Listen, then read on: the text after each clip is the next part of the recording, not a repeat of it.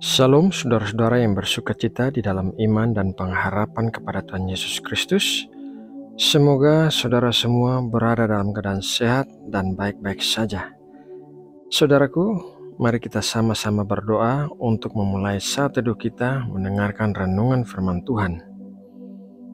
Bapa yang penuh kasih, Allah sumber damai sejahtera kami, terima kasih buat sepanjang hari yang telah berlalu dengan baik oleh karena penyertaan dan pertolongan-Mu. Apapun yang telah terjadi hari ini, kami datang kepadamu dengan ucapan syukur karena kami percaya Engkau telah merancangkan masa depan yang penuh pengharapan bagi kami. Bapa, sebentar kami akan memulai saat teduh untuk mendengarkan firman-Mu. Ajarilah kami dan berikanlah kami hati yang bisa mengerti. Bukan hanya itu, tetapi jadikanlah kami para pelaku firman yang melakukannya dengan kasih dan ketaatan. Terima kasih Bapa, dalam nama Tuhan Yesus Kristus, kami berdoa dan mengucap syukur. Amin. Saudara yang terkasih di dalam Kristus, sebentar lagi kita akan memasuki bulan Desember, kemudian Januari. Biasanya di akhir bulan Desember, orang-orang mulai membuat perencanaan atau target baru untuk tahun yang baru. Mempunyai perencanaan atau target untuk tahun yang baru merupakan hal yang sangat baik karena firman Tuhan berkata dalam Amsal 24 ayat 6, "Karena hanya dengan perencanaan engkau dapat berperang dan kemenangan tergantung pada penasihat yang banyak." Namun demikian, seringkali orang membuat terlalu banyak perencanaan atau target yang hendak dicapai sehingga dalam proses pelaksanaannya ia menjadi lelah dan patah semangat. Sebagian besar orang yang produktif pasti akan mengatakan terlalu banyak yang harus dilakukan, sementara waktu yang dimiliki terlalu sedikit. Apakah saudara pernah mendengar hal itu?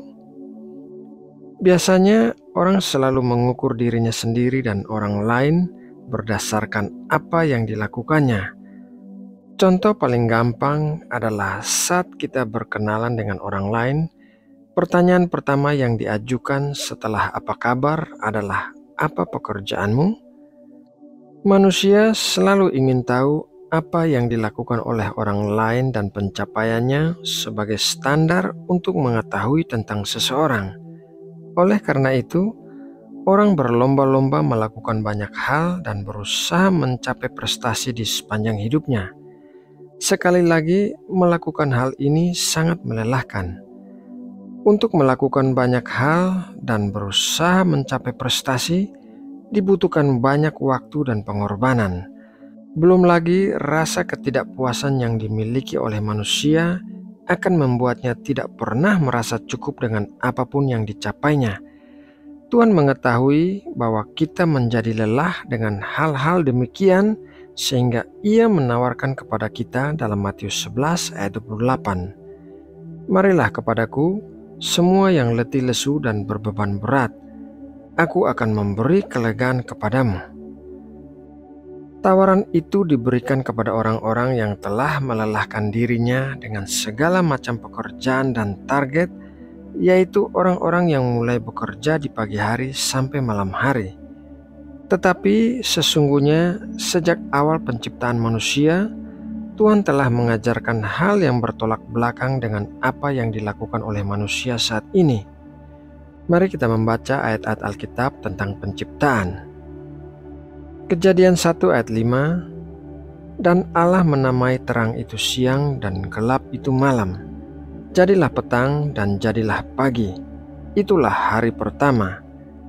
Kejadian 1 ayat 8, "Lalu Allah menamai cakrawala itu langit. Jadilah petang dan jadilah pagi.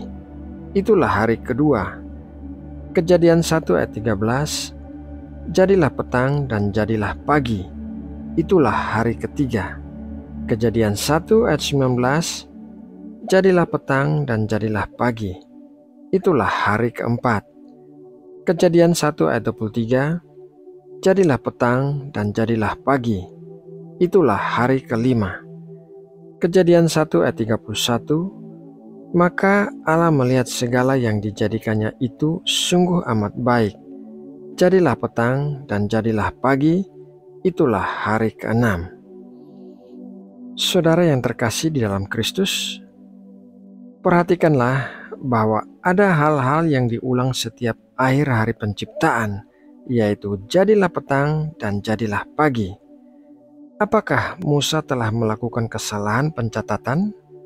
Bukankah hal yang umum adalah menyebut satu hari dimulai dari pagi hari sampai dengan malam hari? Pertama-tama, kita harus memperhatikan bahwa latar belakang Musa dan bangsa Israel adalah sebagai budak di tanah Mesir. Di sana mereka diperintahkan untuk membuat batu bata bagi Firaun yang jumlahnya ditargetkan setiap hari. Dari pagi hari sampai malam hari, mereka berusaha membuat batu bata sejumlah yang dibebankan kepada mereka. Jadi saat hari itu berakhir, pencapaian mereka dihitung dari banyaknya jumlah batu bata yang dihasilkan.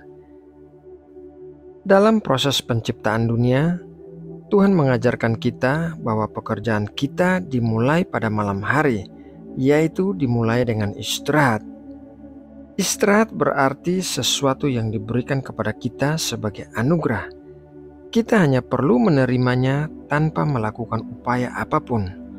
Tuhan tidak menerima kita berdasarkan pekerjaan yang kita lakukan, tetapi berdasarkan kasih karunia yang Ia berikan. Tuhan tidak menilai kita berdasarkan banyaknya jumlah batu bata yang berhasil kita buat dalam sehari, tetapi Ia telah mengasihi kita bahkan sebelum kita mulai melakukan apapun. Filsafat dunia dan keagamaan mengajarkan kita untuk melakukan berbagai hal agar kita dapat diterima oleh Tuhan dan sesama kita. Namun firman Tuhan mengajarkan bahwa kita hidup dalam kasih karunia sehingga kita diterima oleh Tuhan tanpa syarat. Saudara yang terkasih di dalam Kristus, memulai hari kita di pagi hari dengan berusaha melakukan sebanyak mungkin pekerjaan dan pencapaian prestasi akan sangat melelahkan. Namun apabila kita memulai hari kita di malam hari, yaitu dengan kesadaran bahwa kita hidup dalam kasih karunia, maka kita akan mendapati bahwa hari-hari kehidupan kita akan berlangsung dengan lebih baik. Nah, saudaraku, demikianlah renungan firman Tuhan malam ini. Semoga melalui renungan ini Tuhan memberkati dan menguatkan kita semua. Mari kita berdoa untuk menutup renungan ini. Bapa Surgawi, terima kasih buat berkat firman-Mu yang baru saja kami terima. Kiranya Roh Kudus senantiasa mengingatkan kami dan memakai setiap benih firman-Mu untuk menguatkan dan mengubahkan kami. Kiranya hidup kami berkenan kepadamu dan menyenangkan hati-Mu.